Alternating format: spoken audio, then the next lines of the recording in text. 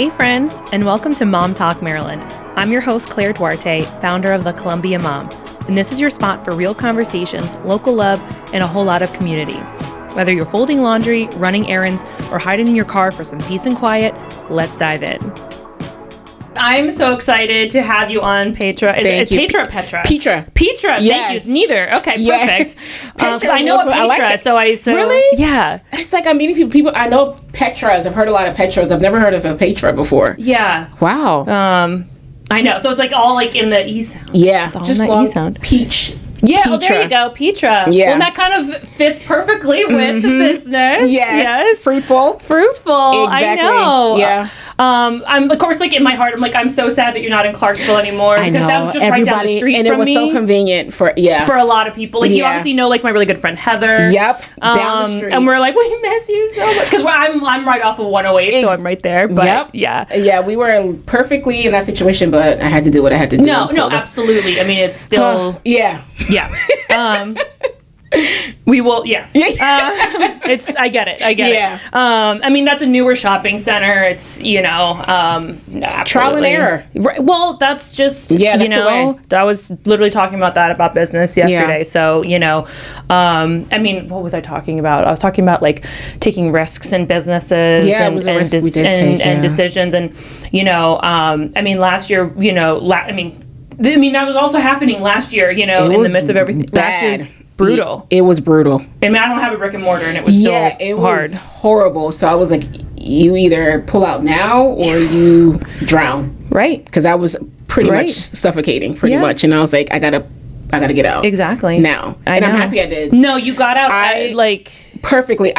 So happy I did. Because I thought about getting out the year before, to be honest. And then I was like, let me stick it out, because this will make it 4 years total, I think, in business. Oh, wow. Yeah. Wow. So 4 years at that location, just 4 years in. Okay. So it would have, well, actually, no, I didn't complete 3. It was like 2.5-ish. Yeah. And then I moved to Columbia. But the first 2 years, I was like, let me do the first 2 years and see. And then my sister-in-law passed away. And that's when I was like, I'm ready to just... Yeah. I'm no longer attached to this place anymore. It wasn't serving me, my family, my mental health. And I just was like, it was the best decision for my family and myself, to be honest. Because I was there. Yeah. 7 days a week.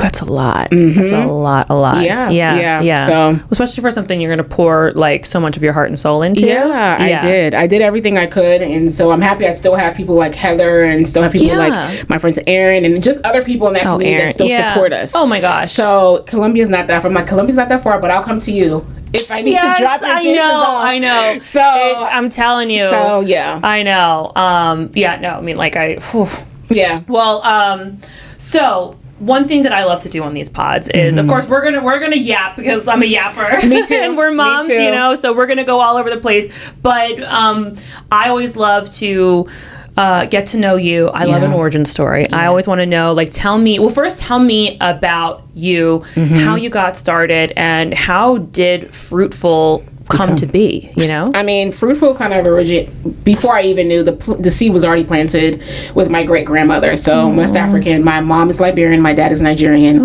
and my Liberian great grandmother came to the States, and I pretty much, she helped raise me in the kitchen too. So, and she had a garden in Montgomery County, and she would juice. At the time, I didn't appreciate it. No, why would we as kids? Juice. It was single ingredient juices. I was like, she's like, it helps you with your eyes. And now look at me, I have glasses, because she was like, you need to work with this, all these things. And then fast forward to 2015, I was in my social work program and for grad school, and I was fortunate enough to go to India for 5 months. Oh my gosh. So my grandmother had already passed on at that point, but it kind of brought back my childhood memories of, juicing and just having access to the things that we need. Food is medicine, natural foods. And so then I came home juicing in 2016. I wrote my first book, and I told my boyfriend, now my husband at the time, I want to open up like a juice bar cafe. He's like, well, we're in grad school, let's finish up, maybe start a family. And I think he was trying to test me to see if I was, still serious. Right. And I was still serious about it. And so then fast forward to like 2020, we had 2 kids at the time, and I was like, I want to open up a juice bar, and I want it to be called Fruitful, where we're bearing fruit in all areas of our lives, and so who knew after that I was then fruitful and had a third baby that I did not expect while opening up Clarksville. Oh my god. So I was pregnant throughout that whole process. Yeah. So that's how Fruitful. And if you notice, a lot of people are like, is that an avocado? It's really a pear, and it's so funny because the pear looks like she's pregnant. Yeah. That was me, pretty much. I love it. All of that was chosen before I knew I was pregnant. That's so funny. Yeah. Talk about all the signs. Fruitful in that way. Yes, girl. And her name is Chi-Chi. Oh, yeah. I love that. Chiamaka, so yeah. Good. Oh my god, that's so precious. Yeah, so that's how Fruitful came about.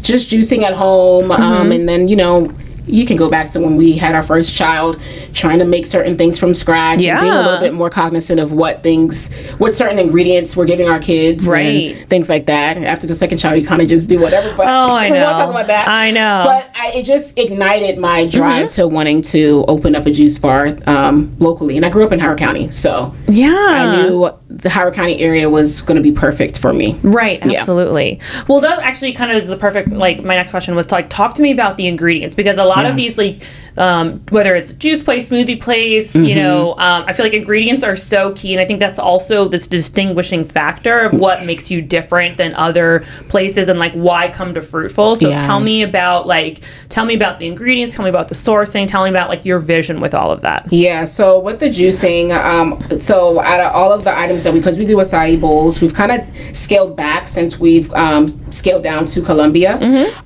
So we offer 2 acai bowls now instead of you've been to the other location. Yeah, you guys had a lot. We had a lot of options, and so but the juices though, we've kind of stayed true to our top 4 juices, just because there's so many benefits in our juices, and they're organic. So that's something that I wanted to make sure that our juices are organic. So obviously some of the other items is kind of hard to stay true to being organic. But I love, working. The ABC is one of our popular juices. That's apple, beets, carrots, and we added fennel for digestion. My husband's a pharmacist, and so we really try to make sure that we made the juices fun and easy for kids to even enjoy. My kids drink the juices, so that way. Oh, that's huge. Yeah. So and then now they just drink them. Before I would dilute it with some apple juice and things like the green juice, especially. So we wanted it to be something that was inclusive for everybody. So not just for a mom that wants a green detox, but also for a child that wanted something, or for a family member that's fighting the immunity. They need an immunity booster, which is our Be Fruitful, because it has the turmeric and the ginger and the carrots and all of the things. So we have our 4 juices that stay on our shelves all year round, and then we try to add in seasonal juices. So apple cider is very popular come fall. So and then February, we're ending February now, but we had our Valentine drink, Pink Valentine, and that had pomegranate and strawberry. So we try to stay a little trendy, but keep it very simple, because in the beginning I was trying to have 7-8 juices, and that's hard to scale. It is. Fruits and veggies aren't cheap. No, people don't talk about that. It wasn't cheap then, but it's not now. No. Staying true to that and trying to stay organic and not slip up and it's hard. It's hard. It's very, very hard. And I think people don't. And so I will say our juices are $8. Yeah. 12 ounces worth are $8, but they're packed with, I'm not adding water. People ask me, is there sugar in here? Nope. That's just coming straight from the fruit or the veggie itself. We don't add fillers. And I think that's what's important for people to realize is when we go into these stores, that we love. I love a good Wegmans. I love a Whole Foods. Of course. But they're going to be added sugars, because why? And preservatives for shelf life.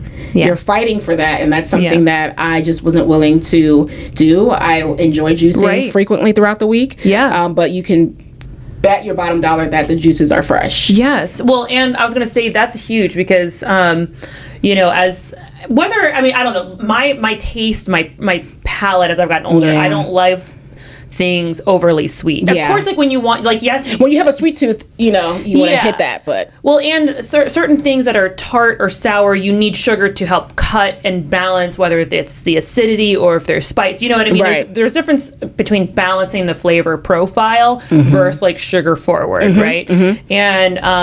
And I know that I don't love the taste of things because you can kind of tell when there is added juice in there, because you're it's very sugar forward, and at that point you're it's so that's good to know. You're not adding filler, you're not adding any sugar. And even when you are, I personally don't like buying a lot of those drinks from the store, because I just know that I'm just crowdsourcing additives, you know what I mean? So, exactly. But when you look on the bottles, even if it doesn't necessarily have added sugar or added juice, you have to watch out for like the juice concentrate. Right, the nectar, all of these different things that they throw at you when you're seeing the ingredients. You're thinking you're drinking apples and celery, but you're not seeing. So the only preservative that we add in our juice is lemon or lime, and that gives it its natural shelf life for a few days. And so if you notice, you can see the colors changing, so you know it's getting older. You're not going to see that if you go into the store, because there are other preservatives that they're adding in there, and sugar is something that keeps the shelf life a little longer. That funny? That's so funny. So, I remember I bought like a few one time, and I remember I was like getting towards the end of it because I had like a few in my fridge. I was like, because it was summertime, I was like, I need to get this one. And I might have pushed it a little bit, but I was like, I am not wasting a drop of this. I don't care if it's like the last day or whatever. Yeah, I need to drink it. I was like, it's gonna get had. But I know. So one thing that we do, just because again the preservation of the juice is shorter than you buying it from the store, we tell people freeze it. You freeze it, it stops it. So a lot of times when people are doing the juice cleanse from us, we freeze it because then it stops it, and it's good for 3 months in your freezer. So a lot of times people that are going on vacation are like, hey, I want to do a juice cleanse when I come back. I'll freeze it immediately because I know they're not going to consume it right away. So that way it's not spoiled. You know what I mean? It's frozen, and then once you take it out, then you need to make sure you do drink. Smart. Or if like you do buy them and you realize you're not going to maybe consume them within that like 3 to 5 day window. You know what I mean? Because it's not pasteurized. Right. Exactly. Oh, I didn't think about that. So that's what I do too. So sometimes if a particular juice that I like and I see, okay, it's not so, I'll put it in the freezer because I drink it. Because we have our expiration date for a few days. It's still good after, but just to keep it fresh, the color vibrant, we take it off the shelf and then I'll drink it. It still has maximum benefits. It might make my husband drink it. No, it's gonna. If somebody's consuming it. That's right. I know. Well, obviously, like, you know, we have you here. I know the day that we're filming is the end of February, Black History Month. But of course, I wanted to have you here as a Black woman building a business here in Howard County. What has that journey felt like for you personally? I mean, obviously, I feel like, you know, you've only been a few years in business. You've already gone through so much just with, you know, location. I feel like that alone is its own journey in and of itself. I would say it's been, 50-50, I think that's fair to say. I grew up in Howard County. I consider Howard County to be a melting pot. So people from different cultures, ethnicity, backgrounds, people that are a little bit more open, and I would say Howard County is pretty good at supporting local for the most part. So I had that in my back pocket when opening the juice bar, but I will say that, there were some, times where it was a little bit more difficult. You still have to, as a student, I would say I was a scholar in school. But I'm a business owner now, so now I have to prove myself. It's different. It's a different ballgame. Especially as a woman, and as a Black woman. As a Black woman, young Black woman too. Still fairly new, learning all of the things. But I will say my dad is an entrepreneur, so I had that as well. And so seeing his grit growing up and the things that he sacrificed, I knew, okay, if I'm doing this, I got to go all in. And I can still pivot. It doesn't mean that I'm failing. The Clarksville location was my baby, my fourth baby, and will always be my fourth baby. Because your business is always your baby.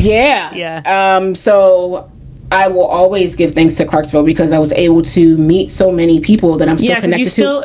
You still have all those connections. I didn't lose that. Actually, one of my customers told me about the location that I'm in today, because she knew that I was looking for a way out. And she was, and her name is Vicky Rand. And she was like, hey, I have an opportunity. I think you might like it. I think it might work well with Fruitful. Take a look. I literally met the owner. Me and the owner cried. And I was like, oh my God, this is it. And Columbia is actually back in my old stomping ground. So it was like, my husband and I say, well, we wish we started here. But I'm like, no, I'm happy I started where I started.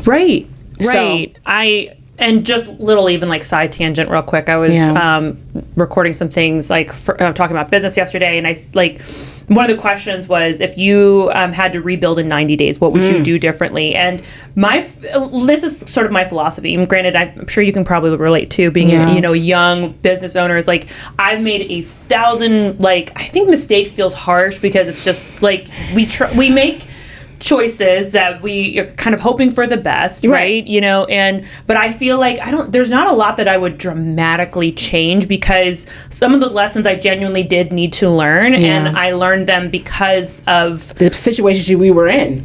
Right. You know what I mean? And because I was so young and so new and doing all of that, like, you know, so yeah, for like me personally, I feel like there's not a lot that I would dramatically change in those circumstances. Like, yes, when it comes to like losing money, of course it's, but it's sometimes it takes, you know, going through those experiences to realize, like, I don't know, like, at least for me, I think the biggest thing, you know, is like, if you were to ever rebuild in like 90 days, I feel like I always come back to, like, okay, if I could just have a stronger foundation in my time, my value, my worth, my rates, like those things, that's the only thing that I would have a much stronger foundation and bubble on. Everything else, like, it's just riding the waves, you know? And I think the time that we opened was at such a crazy time, business-wise, for a brick and mortar. You know, there's always, like you said, woulda, coulda, shoulda, but I did.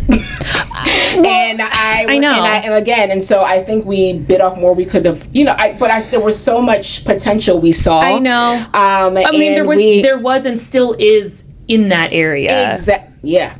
So exactly. So I think we're like, okay, this could be something, but one thing I feel like my husband and I say all the time is we should have been in a more established, up and running community center. That's something that's the one thing I would change. I was still in Clarksville. I mean, it could have been near Giant. That specific, it could have been near Giant. You know what I mean? Like something where the flow was there. You know, because I mean, we were there for a good 2.5 years, and to get, we didn't know you were here. It's like, we've been here for, and then marketing. I think that's something we didn't really do well. You know, I'm still struggling, and you know, it's hard when things are constantly changing. Oh, I know. Marketing is not the same anymore. Even if you do go door to door, go door to door, it's not the same anymore. So it's like those are the things that, you know, like it's like, wow. And even my father, who's still an entrepreneur, is like, times have changed. Oh my gosh. You know what I mean? And like, they're constantly changing. And they're still changing. I know. So it's like we have to just, there's not many things that would change. Right. I agree. I know, because, I mean, it's like you look back and like, don't want to have lost the money or whatever the case may have been. Exactly. But like, you know, again, especially I think all small businesses, we had, I mean, even myself, I don't have a brick and mortar. We had a tough year. I don't know anybody who didn't have to make some tough decisions last year. You know? A lot of businesses that I've known and still are like, I have to close or I need to do this. And it's like, it sucks, you know? I know. But I know. Now, you've talked a lot about like your dad, your family members, and you know, were there any mentors or family members or Black entrepreneurs that inspired you along the way? I'm still my dad.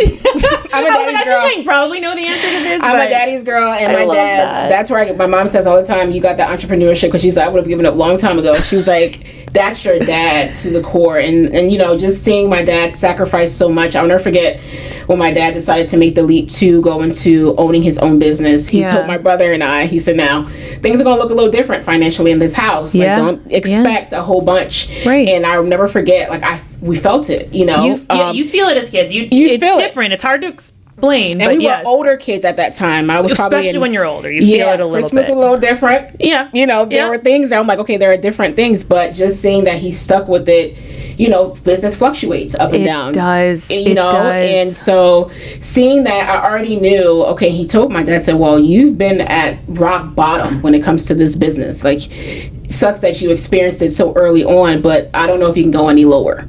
Like, he was like, because that's what he said to you. That's what my father said to me. He's like, you really he's like, so now it can only be fruitful from here.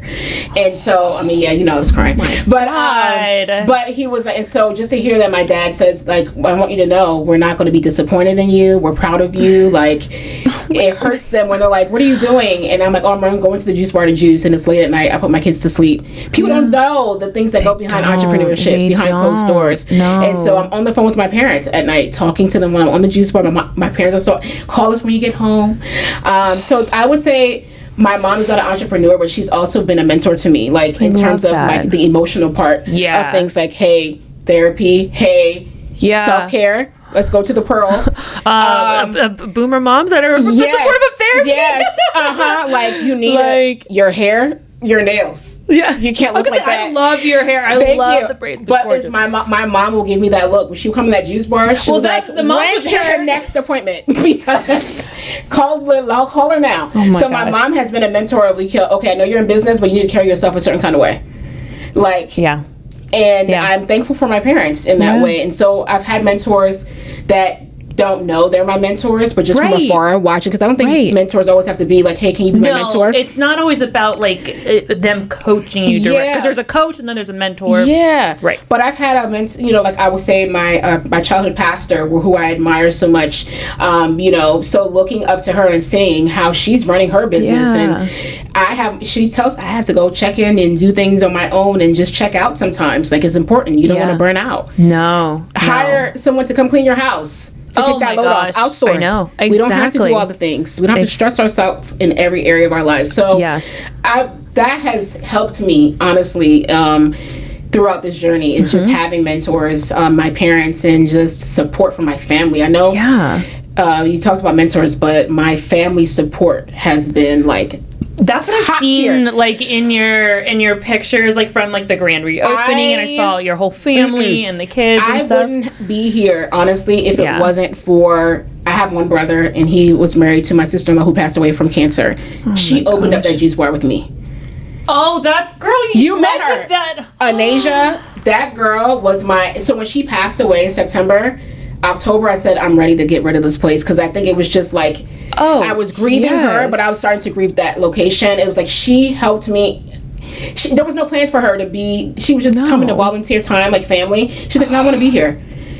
Yeah, I want to be here. Through her chemo, she would come and help me. Like, she was such a, anyway. So I think, aside from mentors, people, like, I have good support, and my husband has 3 sisters, who a lot of women, and they helped me raise my kids, like, and his parents, and I wasn't fortunate enough to have 2 sets of grandparents. Talked about my great grandmother. I didn't meet my grandparents, my mom's mom or anything, but my children have been blessed to have 2 sets of grandparents who are actively involved in their lives. That's amazing. And I'm truly thankful for, because I don't think we wouldn't be here without that. No. So mentors are great, but that family support has been top tier. Yes, for me. Absolutely. And I love that. And I feel like I can even relate. Again, like I did, my grandparents were living when I was growing up too, but it was just a different generation, I feel like. It's just very different. Like it's different, but it impacted you, because it's funny. My husband and I were laughing the other day, because he was like, we'll be in class, and they have like mother this or dad this, and then our parents are involved in our lives. But then when it came down to the grandparents, sometimes they'll have grandparents day, or you'll hear your friends talk about me, ma, and papa, and it's like, who is that? They're your grandparents. But it's like, no, we have Yaya, we have G Dada, we have G Ma, we have Grandpa. So it's like, they're like cute now, because I hear my daughter Zoe talking about, oh, Yaya, do you have a Yaya? And it's like, well, everyone's name is not Yaya. Right. And then the G-Ma, so it's cute, because I didn't get to be a part of that, but seeing my kids love that is amazing. I know. Yeah. No, same. Like my my kids get to like have sleepovers at their grandparents like multiple times. Like it's, well, and it helps. I mean, my grandparents were like close. We were in the DMV, so we're like slightly more spread out a little bit, but wait, going back, your dad saying something to you when you were going through the big transition last year, that just reminded me. So again, like last year, I also went through a lot in business. I remember I don't come from a line of entrepreneurship, so it's kind of like you were the first one to take that big leap. Well, and entrepreneurship for me, like I feel like it looks and feels different when you don't. I don't know. I think like I struggled with imposter syndrome for so long, because I also don't have a brick and mortar. So when you work from home, it kind of feels, for a long time, can just feel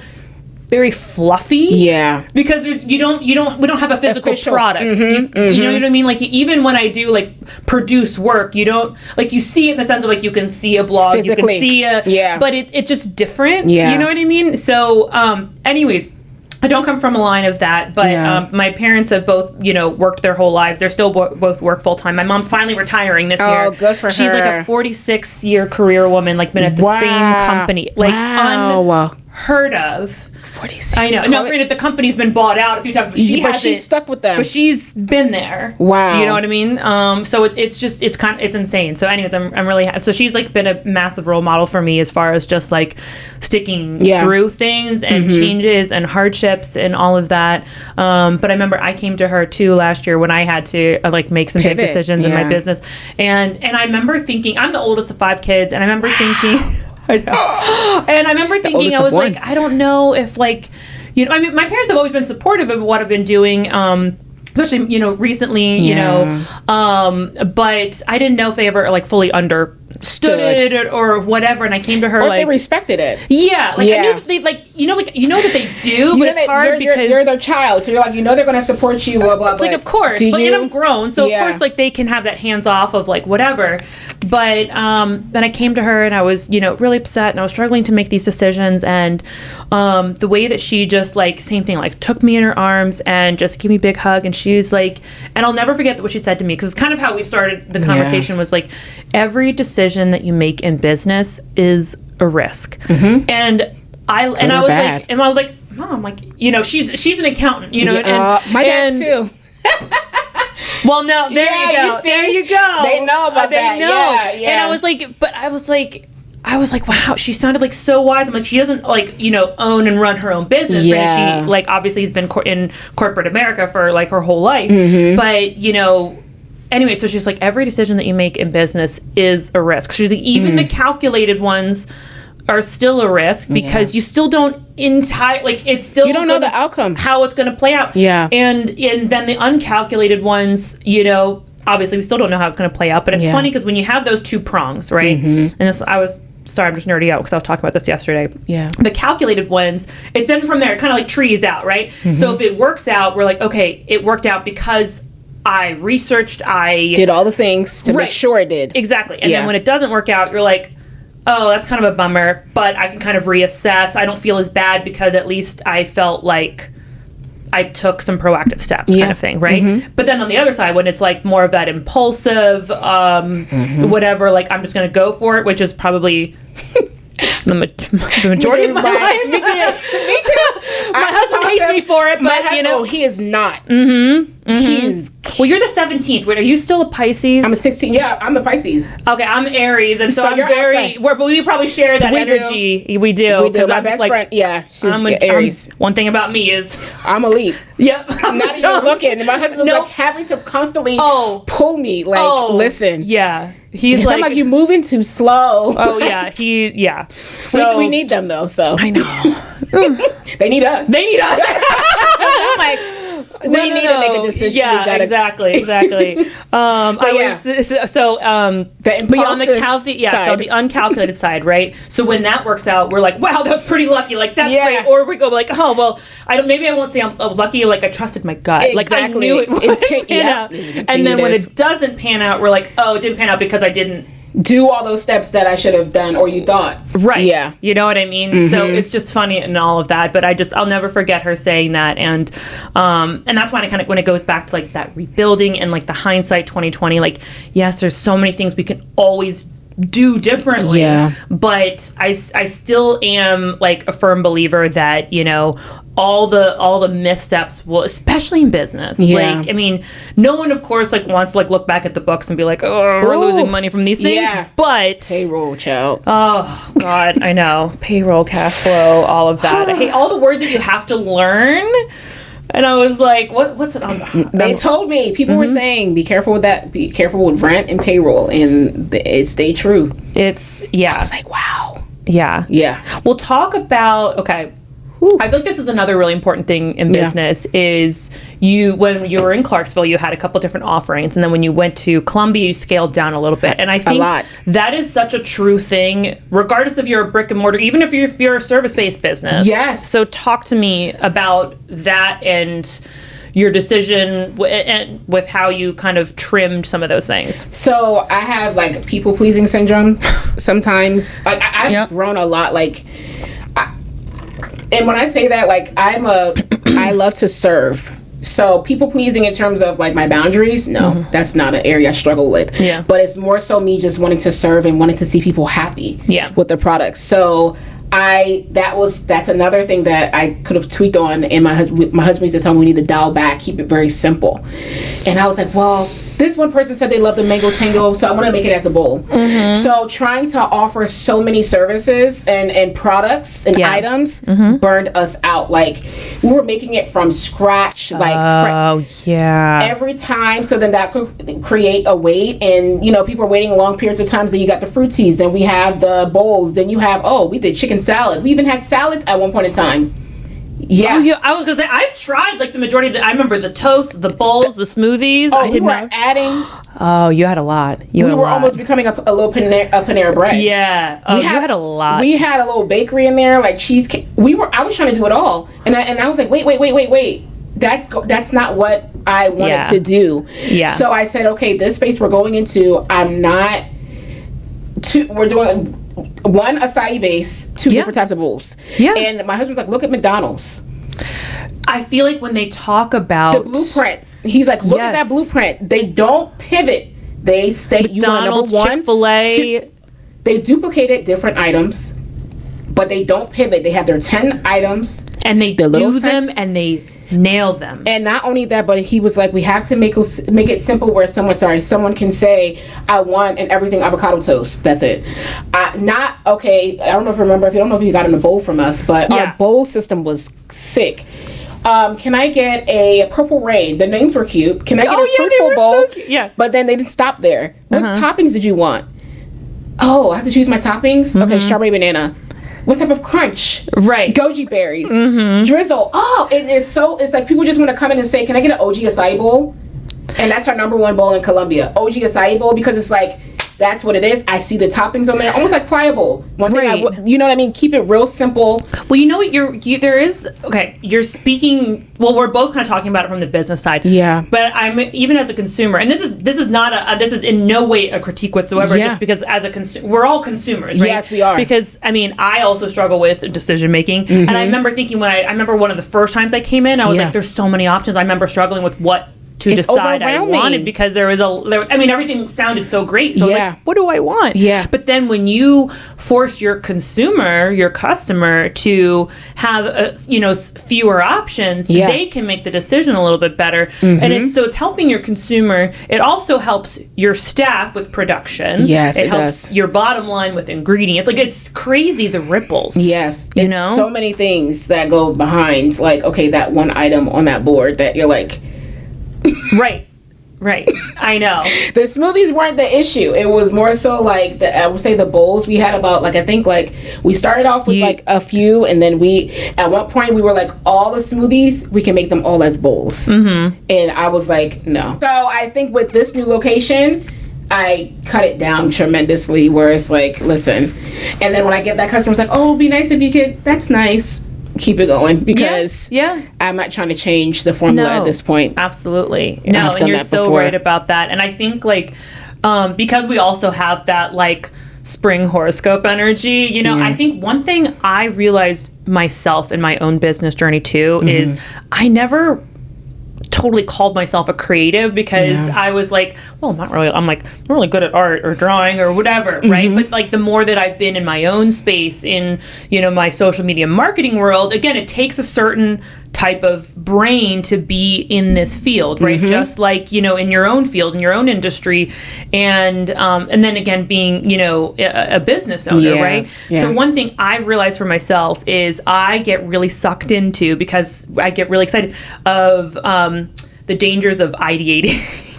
Of or a shiny object syndrome of all these ideas sound so good, and I get very excited about it and distracted. It's hard, because there's a fine line. I think there's a very necessary part of that in business, because so many areas of businesses are constantly evolving. So it's important for us to kind of stay fresh and adept and understanding trends that are happening, and not every trend is your trend to hop on. Exactly. I know, and it's hard, because we get, But, there's certain things like, to be mindful, like when you come back to like your offerings. I mean, I still struggle with that now. Like I'm telling myself, okay, Claire, like keep it simple, because even when I go into like a proposal room, like, again, my offerings are different. I don't have like a sandwich board, but like, but I can like, Claire, if I present them with 8 options, their heads are going to spin. Oh yeah. Keep it simple. Yeah. Cause my husband's like, you go to a restaurant, you can't even order. I'm always like, asking the server, what's your favorite item? Just for me to be like, oh, never mind, I'm not going to get that. Nope. So he's like, you're very indecisive. And that's one thing I have to come to grips with. I'm indecisive. So you creating a menu, he's my reviewer. Let's cut that. And I will say, my husband told me, like, Clarksville, he's like, we need to cut. And I'm like, no, you're not there. Because he wasn't physically there. And I was like, you're not there. You don't know, blah, blah. And he's like, I understand, but it's costing us. Yeah. Because you got to think about the inventory. You got to keep those things fresh. Exactly. And once it's inventory, it's so much. I know.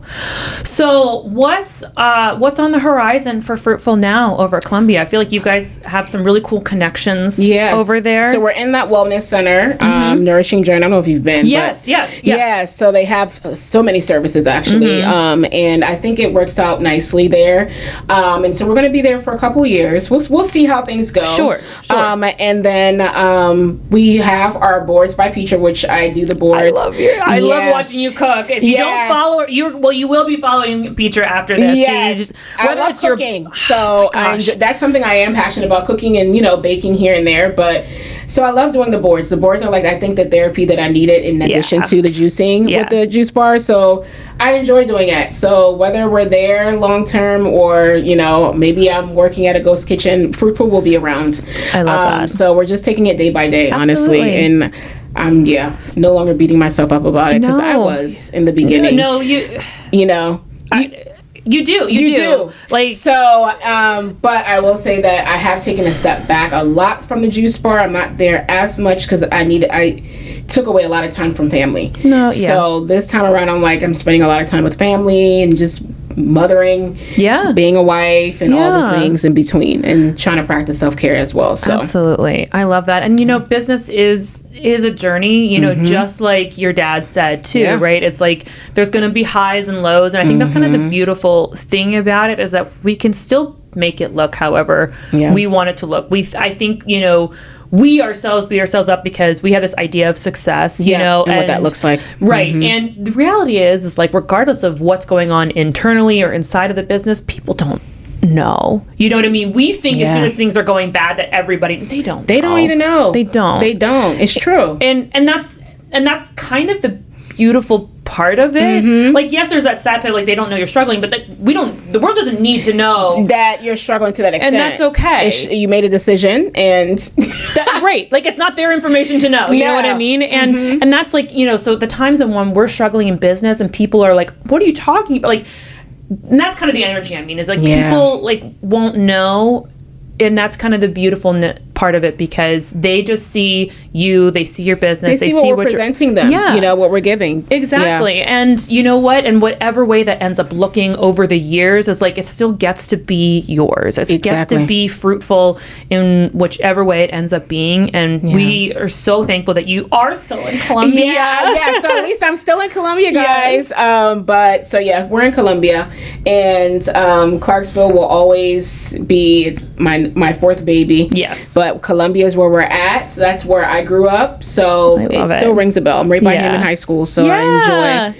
So right off of Broken Land, that little kind of right at the end. Yep. So we're in there, right in Nourishing Journey, and so I look forward to seeing you guys come and visit. Oh, yes. So where else can people? Where can they find you on Instagram? Where can they find your business? Best ways to order, etc., etc. So if they Google Fruitful Juice Bar, will pop up. They can order through Clover. That's the POS system that we use. We're on DoorDash. We're on Uber Eats. If they want to order online, to have it delivered, or they can come pick it up.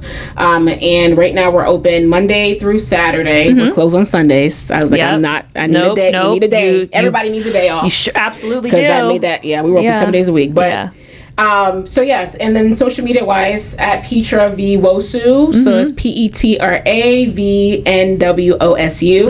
on all platforms. So Facebook and you have Fruitful handle. Yeah, Fruitful at fruitfuljuicebar.com. Yes. Yep. Absolutely. So. Well, and if you're also like me, I think one time I'll call on the way over. I'm like, can I place my order? Because I was like, I am on my way, and I was like, I want to grab that and go out. Yeah.